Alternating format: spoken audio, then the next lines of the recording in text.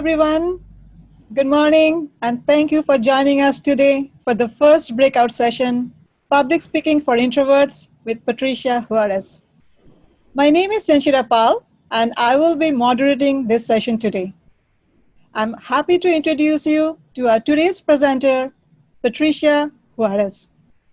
Patricia is a business system analyst at Central IT in UC Berkeley. She is also an independent scholar in Native Studies and a leader in her Native community. You can learn more about her on the Now Conference website. And with that, please welcome Patricia Juarez. Thank you. Thank you, Sanchita. Welcome, everyone. Sometimes you have to become a lion so that you can be the lamb you really are. You see, us introverts, we prefer to be quiet. We usually prefer to be alone, reading a good book. However, sometimes it is really necessary that we tell our own story, especially in the workplace, especially if you want to advance your career. I would like to invite you to join me in this journey to become fearless public speaker so that you can advance your career. It is time for us to take our narrative back. So please join me. I'm going to start with the slides, and just for those of you that are using the slides from the website, I'm going to skip directly to the fourth slide in the interest of time.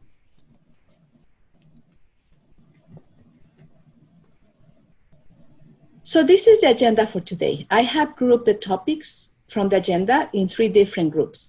Concepts, we're going to then go into techniques and strategies, and at the end, we're going to talk about the resources, the many resources that we have that they are for us introverts to become public speakers.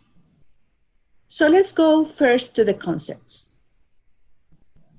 An introvert is often thought of as a quiet, reserved, and thoughtful individual. They usually do not seek out special attention or social engagements. And that's because these 2 types of events usually leave introverts feeling exhausted and drained. Extraversion, on the other hand, it's seen as with people with energetic behavior, talkative, and very outgoing. In the 1920s, the famous psychologist Carl Gustav Jung coined and popularized these 2 terms. Now, it is important to note, as Jung pointed out himself, that we all have varying degrees of introversion and extraversion. It's just that one of those sides is much more dominant on us. And that being said, I would like to acknowledge that I am an introvert. So for me, it usually is difficult to engage in social situations, especially if I'm surrounded by people that I haven't met. On the other hand, I love being surrounded by books. I love books. Now, please do not get me wrong. I love people. I do love people. And actually, that's the main reason why I'm here. That's the main reason why I want to share this information. But again, for me, it's difficult to engage in social situations. So, and you might ask yourself, then how did she become a public speaker being such an introvert? And I can tell you that I had to really teach myself to learn this. I worked really hard. But one of the key things is that I started very easy. So I just gathered with a group of friends and family, and I share with them what a very important topic for me. And I really had to learn how to deal with my stress and my anxiety about speaking in public. And after a lot of presentations through varying number of audiences and type of audiences, I started moving towards presenting at work, and then bigger audiences, and sometimes really, really big audiences. And as Sanshita mentioned during the introduction, I am a scholar on native traditions. Something that wasn't mentioned, though, was that I'm also a traditional Mexica dancer. And you know, lots of years ago, I realized that my people, especially the young ones, they really, really needed to know their true native identities. So with my background, I decided to share with them the beauty of our culture so that they would know who they are, so that they would regain their true identities. So I became a public speaker for them, for my community. And there you have it. So I started as really the shyest of lambs. I then had an epiphany, if you will, about the importance of speaking in public. And now I can speak in front of hundreds if necessary. And I'm very happy that I can share this information and this experience with you so that you can also become a public speaker, whether you're going to speak in front of hundreds of people or whether you will be presenting at work so that you can advance your career. So in this journey that I invited you to take, for us to take together, I would like to start with the first question. So let's go to our first polling station. So Sanshita, can you please launch the first question? So I would like to ask you, do you consider yourself an introvert? And thank you. I can see the audience are responding. Thank you. Don't be shy. We're here among friends. Thank you.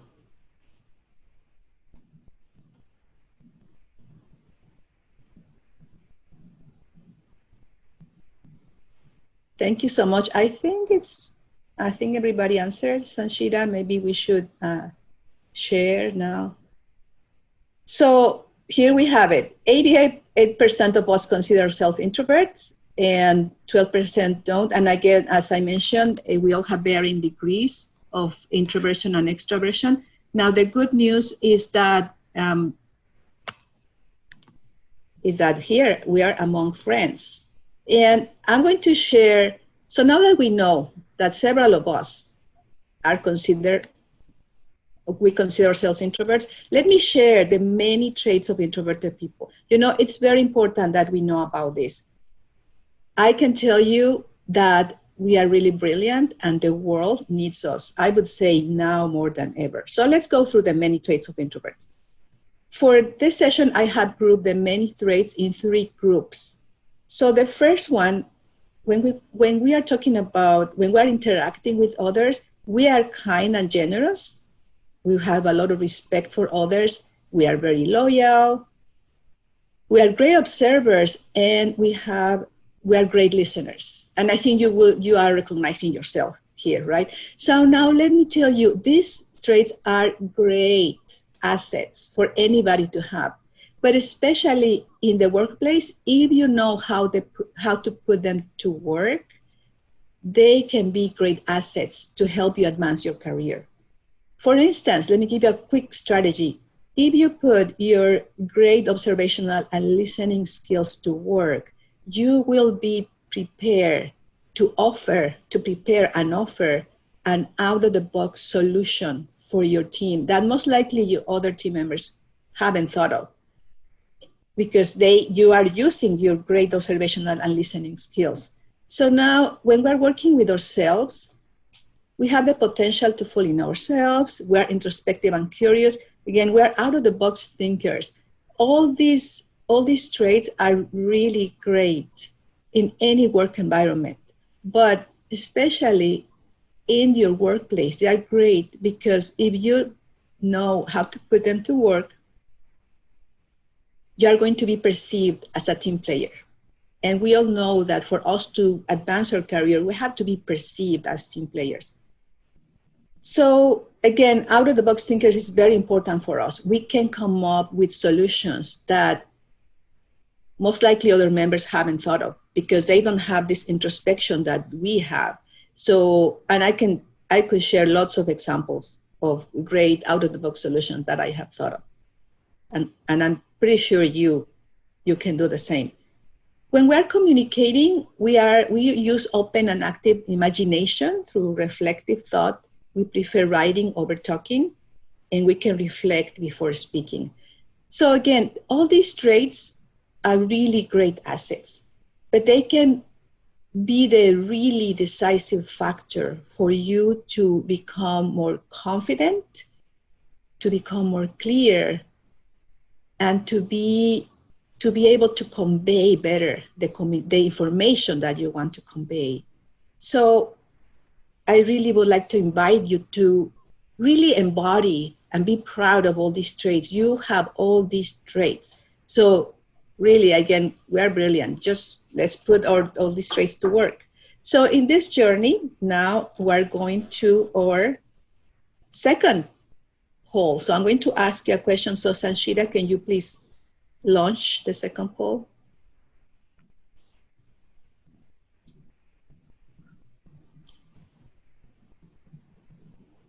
Yes, so please answer that question. I think that's a big factor for all of us.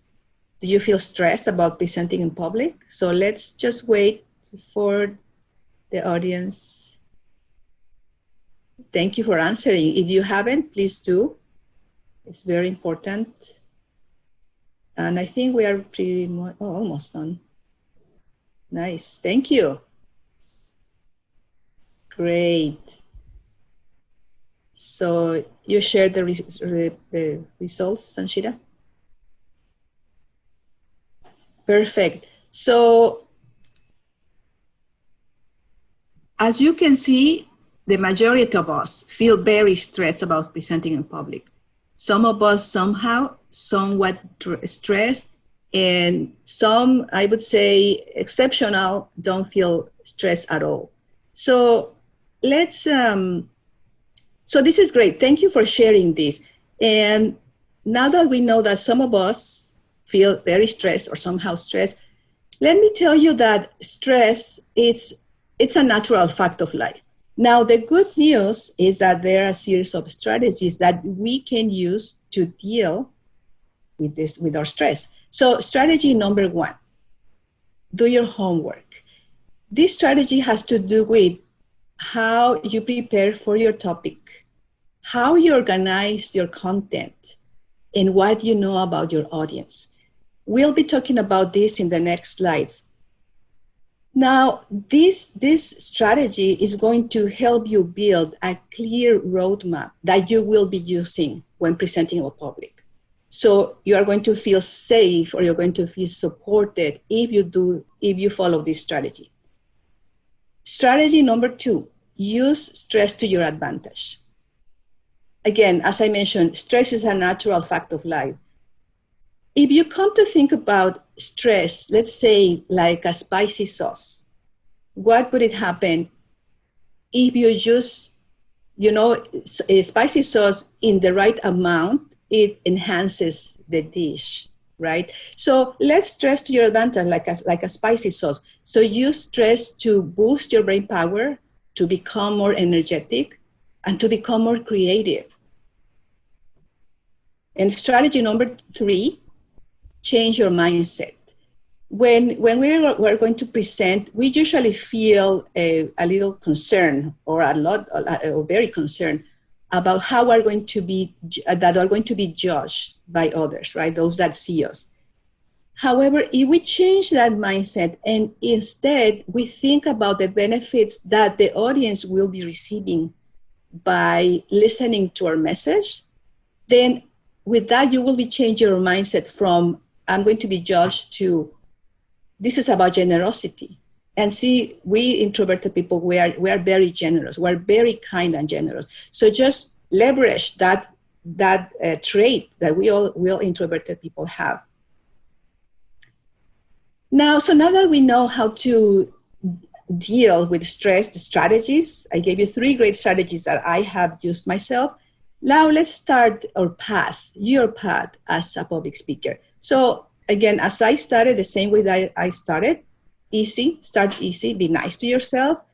Choose a topic, an easy topic, a topic that you care about.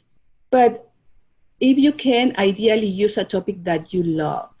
this is going to give you the energy and the will to really talk about it. Like in my case, I really needed to talk to my people about our own identity as Native people. And always celebrate whenever you speak, even if it was just 1 minute or 2 minutes at the team meeting where you share a status report, celebrate it. Every time we introverted people speak, that we open up ourselves and we speak should be celebrated, and we should celebrate it ourselves. Always practice as much as you can until you feel comfortable speaking, even if it's only in front of the mirror when you practice. And you know what? I have good news for you.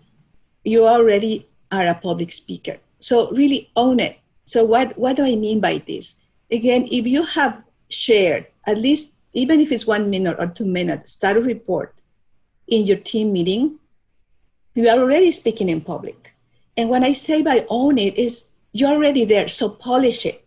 Learn the many skills. There are many, again, this is speaking in public is an art. So learn it and just become the best that you can be on that. You can do it. You have all the traits to be a great speaker. And of course, appreciate your introvertness. All of us introverted people have a special combination of traits that nobody else has. So always appreciate your introvertness. You are really, really, truly unique. And now, talking about uniqueness, I'm going to ask a unique question, another one. So please, Sanshida.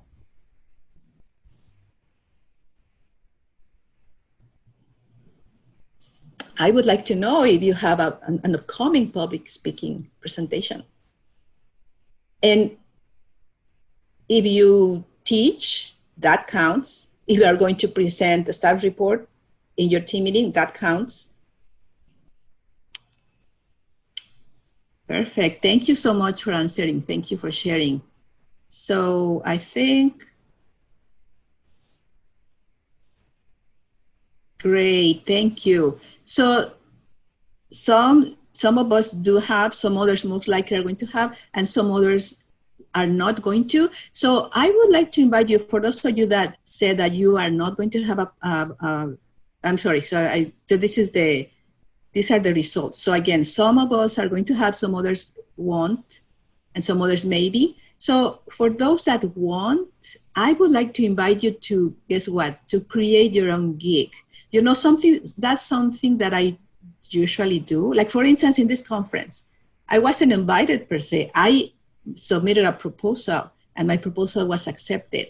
So sometimes that's what we have to do. So I would like to invite you to, send an email to your manager and say, I would like to report about what I learned in the conference. That would be a really, really great thing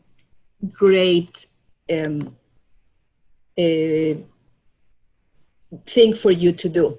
So now that we know that some of us are going to present and some of us won't, but even if you are not going to present, I really would like to invite you to put attention to these techniques and strategies, because you will need them when you speak with your team or in public. So what are the techniques and strategies for us, especially for us introverted people? I want to share 3 strategies with you: the box, posture, and filler words. So let's go through the box. So I mentioned that we introverted speakers, introverted people, we are out of the box thinkers. Now, when it comes to presenting in public, especially when we are physically presenting in person, we do have to be within the box. So this is the box. When we do this type of hands gestures that we're going out of the box, and these type of gestures out of the box, they do not convey confidence or credibility on the part of the speaker. So be mindful. Again, when you practice, check how you're doing with your hands. And also hand gestures means when you put your hands totally down or you put them on your pockets. So be mindful of your hands. And now, talking about posture, I want to share with you a short video that I prepared for you. And I'm going to share the video with you right now. So when we are speaking in public, we want to make sure that our posture reflects confidence.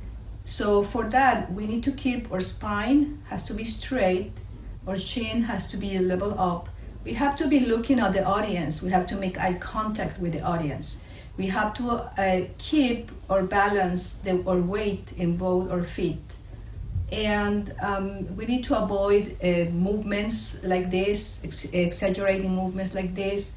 We also need to be very aware of where our eyes are looking at. So instead of doing like this, because if we do this, we look like we are not quite sure about what we're saying, or we don't look confident. So we need to keep our eyes straight. We need to focus on our audience, and ideally at least have 3 seconds looking at the audience, a specific person. Then, for instance, now I'm going to look at this person 3 seconds, then I'm going to look at this person for 3 seconds, more or less. Thank you. So this was a short video about posture. So now in the next slide, we're going to talk about filler words. So what are filler words? And the truth is that all of us, one way or another, at any given point in time, we have said and we say this type of words. It seems that they're even natural to us. The truth is that they are not that natural. So what do? There's a strategy for you to stop saying these words. So the first thing is identify your filler word. So for instance, if you say kind of, or I mean, or kind of, every time you say it, pair it with an action. So for instance, when you say kind of, gentle tap on your leg. And so every time you say it, tap on your leg, gentle tap on your leg. There's going to be a time in which you are going to identify that you're about to say it. So at that moment, even if you have to bite your lips, like, don't say it. And then after that, believe me, you are going to become really good in identifying when you are going to say it and not say it. So instead of saying those filler words, just stay silent. Just stay silent.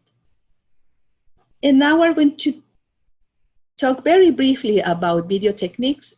And we all know that we are now communicating through Zoom due to the circumstances. And there are also a series of strategies and techniques. The first one is always try to find the best light possible. So ideally find a window that is filled with natural light and sit in front of the window. Always have a neat and clean background. And if it's not possible, find a professional virtual background. And also try to avoid having a sharp light behind you. Groom yourself as appropriately, and maybe you want to have some water or some tea to drink while you are presenting. And you know, one thing that I really like is maybe you want to have like a sort of cheat sheet next to your monitor that says, yes, I can do this, or yes, I'm brilliant, yes, I can do this. So now in the next slide, we're going to start talking about content. So remember that I mentioned earlier that to the extent that you know how to organize your content, that is going to help you raise your level of confidence. So I'm very happy to share with you the two great strategies that I have learned and that I use frequently. So the first one is the worksheet, and the second is the speech outline. The two of them go together. And these two, if you use them together, they are going to help you create a clear roadmap. That this roadmap is going to really help you when you present. So let's go to the first one. So this is the worksheet, and let's go through the many elements of the worksheet. And by the way, I put this on the resources document, so you'll have it there for you. The topic is the first element in the worksheet, and for you to prepare the topic, ask yourself this question. what is it that you would like the attendees to remember after they leave your presentation? Clarity is very important here, and intentionality is fundamental for you to create an effective topic for your presentation. Knowing your audience is also fundamental. To the extent that you know your audience, you are going to be able to know the tone that you can use when speaking with them, the type of words that you can use also, and even the emotions that you can share, obviously, that relate to the topic that you share. And part of knowing your audience is the demographic. So it's some demographic factors, such as background, education, ethnic background, maybe age. The title of a speech deserves a lot of thought. If you come to think of it, the title of a speech is the first exposure that your audience is going to have of your presentation. So you really need to prepare a title that is catchy, that is easy to pronounce. So one of the rules is write it in plain English so that when you are introduced, the presenter doesn't have problems pronouncing it. But again, the title of a speech is very important. It's the one that catches the attention of your audiences. The time is, you have to be very strategic with your time. So based on an average reading speed of 130 words per minute, you would need to prepare 650 words for 5 minutes if you were given 5 minutes, as seen here. The less time you have to speak, the more weight every single word has. So again, you have to be very strategic with your time. And the purpose is tight. It's connected, obviously, with the topic. There are several purposes here that I added for you. And now, so this is what we do with the worksheet, right? This is how we work with the worksheet. Now, if we move to the outline has 3 steps. Step 1 is the intro of speech. Step 2 is the body of speech. And step 3 is the conclusion of speech. So the intro of speech is very important. It's the most important part of the speech when it comes to engaging, inspiring, and inviting your audience to do something. So you have to start in a very inspiring way, in a very powerful way. And I'm adding here 5 ways that you can use. So you can start by presenting a startling fact. You can show an interesting picture, tell a funny or serious story, do or say something unexpected, or quote someone famous. Step 2 is the body of speech. Here is the main idea. And you have to speak very powerfully about your main idea. And when you add your main idea, you can also add supporting ideas. And each idea has to be in crescendo, has to be adding power, so to speak, to the main idea. And finally, we we'll have some tips here that you can use when you prepare your main idea.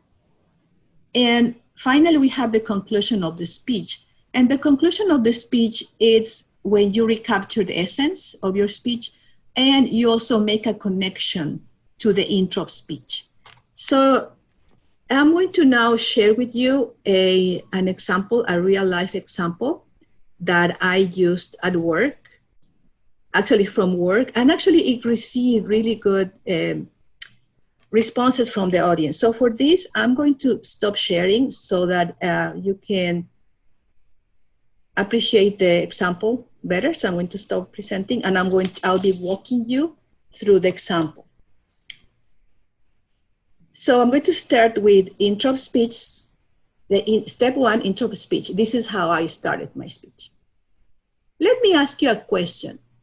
When was the last time that you were so happy with your IT service provider that you baked cookies for them at the end of the project? Well, not long ago, some of our users baked delicious cookies using their grandma's special recipe after they learned that 110,000, yes, 110,000 of their documents had been securely captured, managed, and processed by our team. So step 2, body of speech. We are trusted with managing all those thousands of documents because we have built a solid trajectory by serving more than 3,000 users around campus since 2007. We always partner with our users, and most importantly, we always put special attention in listening to them. Now, step 3, conclusion of the speech. This is how I close my speech. We take pride in making our users' lives easier by helping them manage all their documents in a secure way. Let me give you an example. When President Trump announced that the DACA program was going to be rescinded, we partnered with the Office of the Registrar and we created a secure implementation that prevents that the incorrect pair of hands would have access to the DACA students' documentation.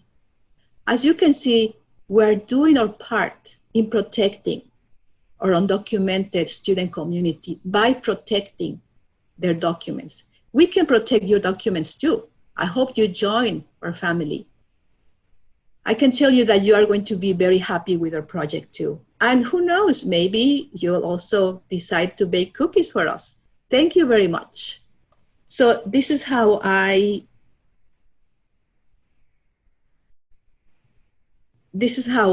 finished my speech. And I'm going to share again my screen with you. Okay, so that was a real life example. I hope it's helpful for you. And again, this example brought really good responses from the audience. And talking about the audience, you know, when we are in front of the audience, it requires for us to create a relationship. You know, this is really a relationship that we are creating with them. It is not just us speaking, it is them also putting their energy and listening and responding in different ways. So let's talk about the audience. As speakers, we have to observe the audience. So we have to have an honest interest in them. We really have to be honest. The audiences feel it when we are honest with them. We have to look at their faces. I know when we are in person, we have to look at their faces, as I mentioned in the video. However, through Zoom, if you're presenting through Zoom, I would like to invite you to use the gallery view, and then you can quickly browse how some members are doing. So now how if they are looking at you, if they are yawning, we have to look at their body language. So are they leaning forward, leaning backwards? Are they looking at other places? You have to feel the audience. Again, the audiences always do perceive us. So we have to ask a series of questions when we are presenting, and when we are about to present. So are we treating the audiences respectfully? Again, we as audience, we always sense that, right? Are we aware of our posture? Are we aware of our facial expressions? Are we conveying the passion or the emotions needed that are relevant to the topic? So we have to ask those questions, and that's going to help us establish this relationship with the audience. Now, always keep in mind, the audiences always want us to do good. You know, one thing that I've always really like is that audiences always cheer. They always cheer for us. You know, you can feel it. And the reason is because they want to learn. If they are here with us, it's because they are interested about what we're talking about. They want to learn, or they want to take an action. So, of course, they want us to do good, to be successful, because if we're successful, they will be learning. And again, the audiences always feel when they're being treated with respect and when they are not. So now in the next slide, where I'm taking you to our last polling station, I want to ask a question. So Sanshita, if you can please launch. Perfect. So now that we have gone through a journey I would like to ask you, what is it that you would like to improve in your for your presentation skills? What is it that you would like to? And thank you for answering. I'm seeing here that several members are answering. And I'm very happy you're answering because I prepare a great document for you that is in the resources. I prepare it with a lot of love and a lot of care. Okay, so good. Thank you. Thank you, Sanchita. So, okay, so we have some members want to improve their posture. Some others want to learn about dealing with stress. This is a great one. Preparing speech outline and listening to the audience. Okay, thank you so much for sharing, sharing with me. And actually, I'm very happy because this is it's a good segue for us to go to our final section, which is resources. And I'm very happy to talk about this because I named this section Resources from the Heart. You know, in all my years presenting in public, I've learned a lot of tips and tricks and resources from my heart. And I'm sharing this with you because they have helped me a lot. So what are these resources? Meditation is, for me, the best one of the best resources that you can have. Now, a lot of us here are introverted. And as mentioned, we have a potential to do a lot of introspective work, which is great. And meditation is great for that. You know, meditation helps everybody, everyone. But meditation for us is just great. Through meditation, when you are in a deep, relaxed, deep meditative state, you can get a lot of solutions. You can get a lot of answers to questions that you have. For instance, let me just give you a quick example. If you don't know about what title for your speech should be or about what topic you can present, go into deep, relaxed meditation, and most likely you're going to get it. Maybe not in the first session, maybe in the second, maybe in the third, but when we are doing a lot of introspective work, we get the best answers. I can assure you that. I also know that some of my friends, for instance, they don't do meditation. If that happens with you, to you too, then I would like to invite you to do focused breathings. You know, before you start, before you present, or before you start even any meeting, before you attend any meeting, take just 4 deep breaths, 4 deep breaths. Actually, that's what I did right before this presentation, and I'm feeling great. Other resources that I love is the dream work, and dream work can become very, very sophisticated. And again, introverted people can become very sophisticated. Now, you haven't done it, that's okay. I put some resources on the document that I prepared for you, but one thing that I would like to invite you to do is right before you go to sleep, just set the intention. Something like, for my presentation tomorrow, I want to be very relaxed, or I want to have a very restful sleep. And I can assure you that the next day you're going to be in great shape. This is what I did.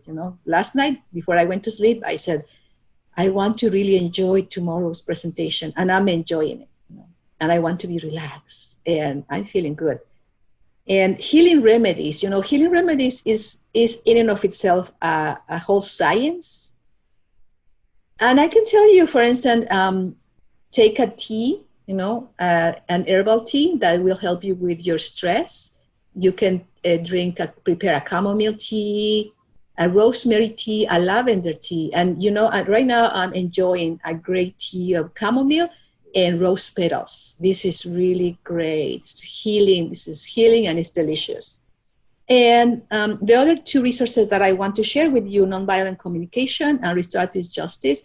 Nonviolent communication is a theory that you can use, a theory and practice that you can use when speaking with others. And that is going to allow you to hear how others talk, even if you disagree with them. And at the same token, it will allow you to talk in a way that others will listen to you, even if they don't agree with you. For me, that's a win-win. It's really a win-win. And if you want to become a public speaker, that's you should try at least once. And restorative justice, here UC Berkeley, we have a restorative justice center, and it's great. I would like to invite you to attend their sessions. Restorative justice is also a theory and a practice that was mainly taken from Native tradition. I'm Native, I'm a Native person. In the Native tradition, we sit in circle and we speak. All of us speak, but only one at a time. So if depending on the size of the circle, if the circle is, I don't know, 10 people, you have to listen to 9 of them, to all 9 of them, and we always listen respectfully, even if we disagree. And when it's your time to speak, you already have time to prepare and to how you are going to say in a most respectful way, even if the others disagree. So again, this also for me, it's a win-win. So I hope you can try it. And there are lots of other resources, and I know we are almost out of time, but I added all these resources to the document that I mentioned. Observe great other speakers, maybe your manager, maybe your supervisor, maybe your director. And I prepare materials for this work, for this session. Practice, always practice as much as you can. In front of a mirror is great because you can see your own gestures. Invite friends, to see your rehearsals and ask them to provide provide you their feedback. And record your rehearsals. You know that with Zoom we can do it, or you can, with your cellular, you can record. The materials for this workshop, as I mentioned, I hope you can take a look at them. They have information about posture, speech outline, dealing with stress, and lots of other topics. I want to say that public speaking is really a beautiful art. It's a beautiful science. It's a very powerful skill that can help you advance your career. This is great. And in closing, I would like to say that when you decide to speak, when you decide to become a public speaker, you are not only empowering yourself, but you are also empowering those that are listening to you, because they will be using the information that you provide to them. So you have a very powerful message to share. You can become a lion too. So I hope you soon become a public speaker. Thank you very much. And now we're going to open for questions. So Sanshita, I think you can take it from here. Thank you very much. Thank you, Patricia. That was a wonderful presentation. So far, I have just one question, and it says, I don't consider myself an introvert, but how can I mentor introverted employees to become more comfortable with public speaking? What would an introvert want me as an extroverted mentor to know? Thank you. That's a great question. That shows a lot of care. Thank you so much. So again, we introverted people, sometimes we have issues with engaging in big social situations. So I would say, if you have noticed that one of your team members or several of your team members are introverts, instead of approaching everybody together in a meeting, it's 10 people or 5 people, like, oh, I know you are introverts, so let me help you. So instead of doing that, just approach one by one, just gently talk to one of them. Hey, I noticed that you have these great skills, because I guess you have, by this time, more or less the skills I have. So you might say, I would like to invite you. How about the next time I present, you help me present part of that topic. So I'm going to talk about this project status. Oh, can you help me present how we're doing with resources? Or can you help me present how we are doing with the milestones that we have reached? I would really appreciate if you do that. So then you have, obviously, that's establishing a relationship with them. And then after they present, and again, maybe not in front of everybody at first, but like saying, you did great. Can you do that again for me? Can you help me again? Let's do that together. And then maybe slowly but surely you give them more presentation topics. And then there's going to be a time in which you are going to tell in front of everybody, I really want to acknowledge this teammate, he or she's doing great. I think if you can notice this, he's becoming a great presenter. So what I would say, like I mentioned earlier, start easy, maybe just step by step, maybe slowly, but surely. And again, what is important is to establish a trust relationship with that person. Ideally, at first, it would be, again, one-on-one, and then you can expand. So I hope, and if you have more questions, feel free to reach out to me after this session, because I can tell you more about it. But thank you. You have received a lot of thank you messages. There's plenty of thank you messages. And there is one more question. It says, do you have any comment about reading your speech? Cora, are you asking about this presentation slides? Are you talking about, this slides and the recording of this session? If yes, then the recording will be available on the Now Conference website.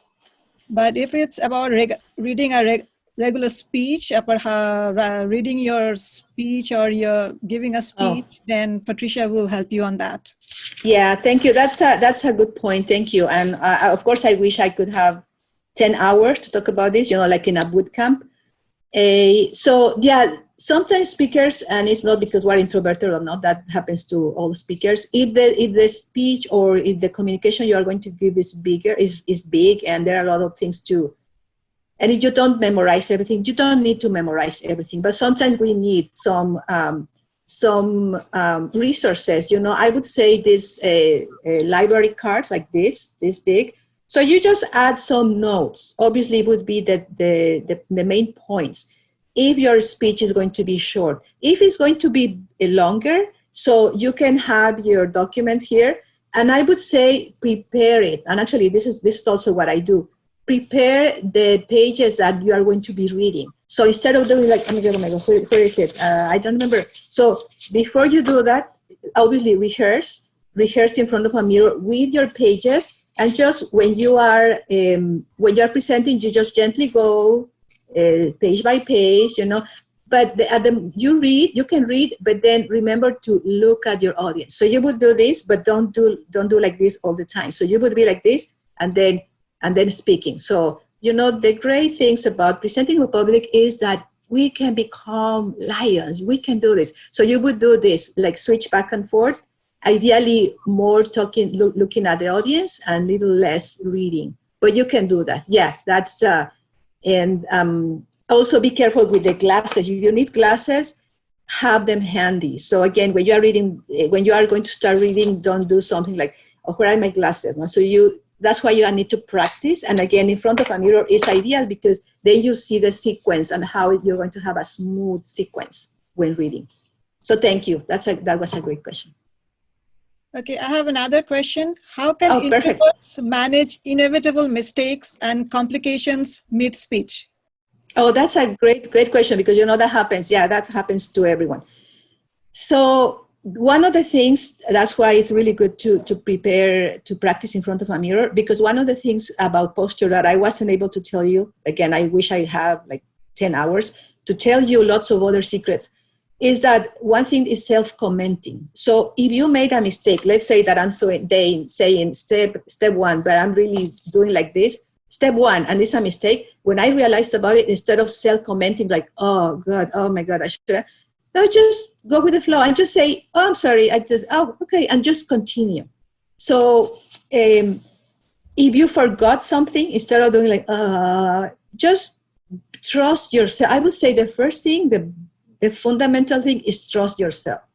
You know why you want to speak. You know your topic. That's why I was saying this is one of the things that you should do. Prepare your topic, practice. So you'll know. Maybe you're not going to use the specific words that are in this script. But if you know your topic, if you trust yourself, your brain, and remember, introverted, we are really bright. Your brain is going to come up with another word. The main thing is, again, if you make a mistake, when you realize about it, don't self-comment. Don't do like, because what I can assure you is most likely the audience, they don't know whether you made a mistake or not. They don't know because they don't know the script. It's the first time they're seeing you. So just continue. You just say, oh, okay, so now let's move to the other one. Or oh yeah, So anyway, just trust yourself is fundamental, and then just continue smoothly. Again, not self-commenting, not like, oh no, don't do that. Just again, but for that, practicing in front of a mirror, that's going to help you a lot. Thank you. I have two more questions. First Yes. question, how does Patricia prepare for impromptu speaking? Some of us introverts get nervous just saying something in a meeting. Is there any way to prepare? Yes. Thank you. That's another great one. So, in my case, after years and years and years, some people especially in my community, when they see me, even if I was not invited as a speaker, sometimes they ask me impromptu. They say, "Oh, can you speak?"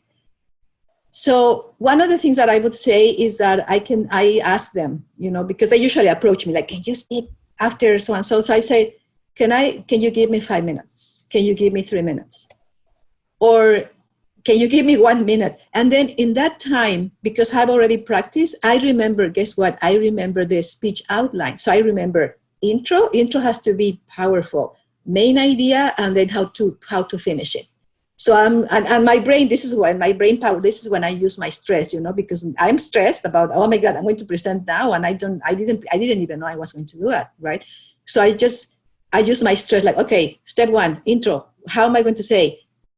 We introverted people, we are really great. And I'm going to show you why. And as I mentioned, introverted people, we are great, right? So kind of I go very quickly through that.